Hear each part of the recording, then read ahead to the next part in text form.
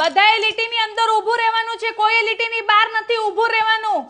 Class chest out, પેટ અંદર.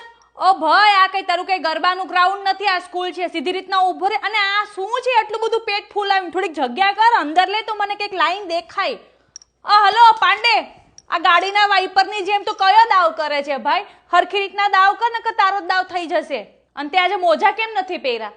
ઓ hello Rajnikant, આપણે slow motion કરવા નથી આવ્યા, પીટીના દાવ કરવા આવ્યા છે. સીધી રીતના દાવ કર ને કે હું જ તારા બધા મોશન બારા કાઢી નાખીશ. હજુ તો પીટીનો પીરિયડ ચાલુ નથી થયો, ત્યાં તમારે 1 નંબર જાવું, 2 નંબર જાવું. ઘરેથી કરીને આવતા હોય તો જા આવે.